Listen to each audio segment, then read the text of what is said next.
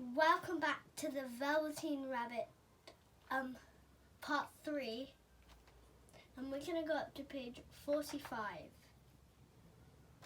by Margery Williams. The Velveteen Rabbit.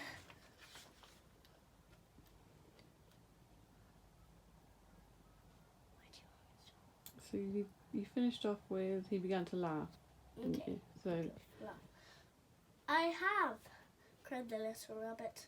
I have got hind legs. I am sitting on them. Then stretch them out and show me like this, said the wild rabbit. And he began to whirl round and dance till the rabbit got quite dizzy. I don't like dancing, he said. I'd rather sit still. But all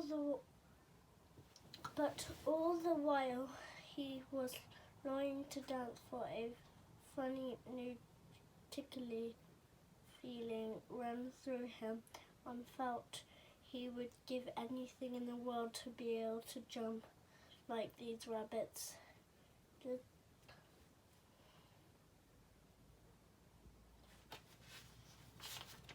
The strange rabbit stopped dancing and came quite close. He came so close this time that his long whiskers brushed the Velveteen rabbit's ear, and then he wrinkled his nose suddenly and flattened his ears and jumped backwards. He doesn't smell right, he exclaimed. He isn't a rabbit at all. He isn't real. I am real, said the little rabbit. I am real. The boy said so. And he nearly began to cry. Just then there was a sound of footsteps, and the boy ran past near them, and with a stamp of feet and a flash of white tails, the two strange rabbits disappeared. Come back and play with me. He looks nothing like a real rabbit. I'm just saying.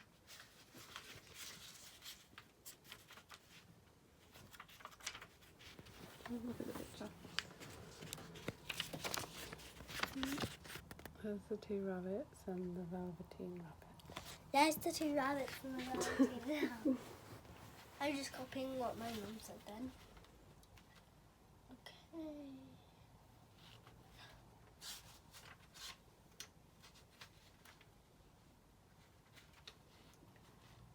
Called the little rabbit. Oh dear, come back. I know I am real.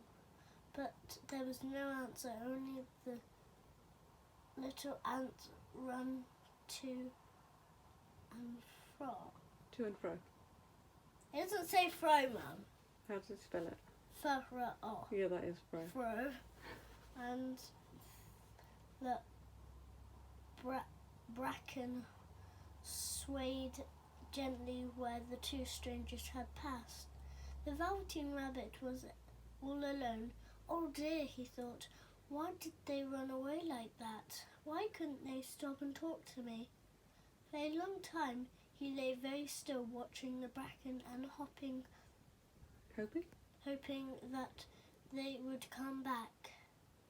But they never returned, and presently the sun sank lower and the little boy came and carried him home. Weeks passed. The little rabbit grew very old and shabby.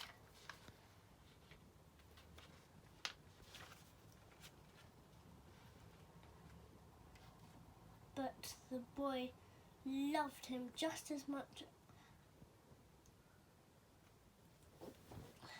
He loved him so hard that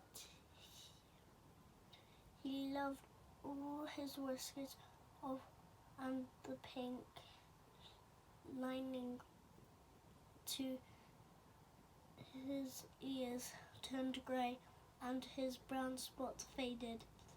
he even began to lose his shape, and he scarcely looked like a rabbit anymore, except the boy. To him, he was always beautiful, and that was all the little rabbit cared about. He didn't mind how he looked to the other people, because the nursery magic had made him real, and when you are real, shabbiness doesn't matter. And then one day the boy was ill. His face grew very flushed, and he talked in his sleep, and his little body was so hot that it burned the rabbit when he held him close. Strange people came and went in the nursery, and people came and a light burned all night, and through it all the Velveteen rabbit lay there, hidden from sight under the bedclothes, and he never stirred, for he was afraid that if they found him somewhere, might take him away, and he knew that the boy needed him. It was a long, weary time, for the boy was too ill to play, and the little rabbit found it rather dull, with nothing to do all day long. But he snuggled down, panting and looking forward to the time when the boy should be well again, and they would go out in the garden amongst the flowers and butterflies and play splendid games in the raspberry thicket, like they used to. All sorts of delightful things he planned, and while the boy lay half asleep, he crept up close to the pillow and whispered them as he Whispered them in his ear. And presently the fever turned, and the boy got better. He was able to sit up in bed and look at picture books, while the little rabbit cuddled close at his side. And one day they let him get up and dress. It was a bright sunny morning, and the windows stood wide open. They carried the boy out onto the balcony, wrapped in a shawl, and the little rabbit lay tangled up among the bedclothes, thinking the boy was going to the seaside. Thinking the boy was going to the seaside? Tomorrow. It was just on the other page. Okay. What page are we on? Ooh!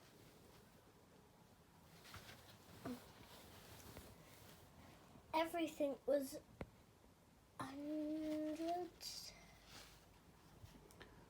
arranged, and now it only reminded to carry out the doctor's orders.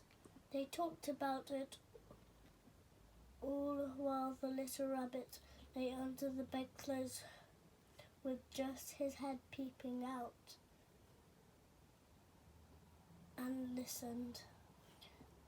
The room was to be disinfected, and all the books and toys that the boy had played with in bed must be burnt.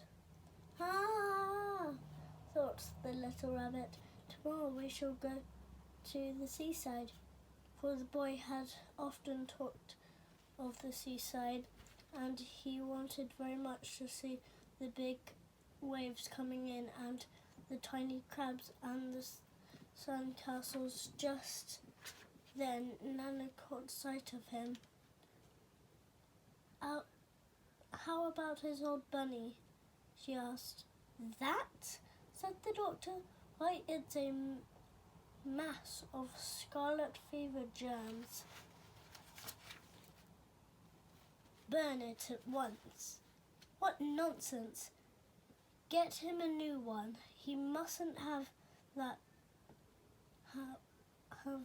that anymore.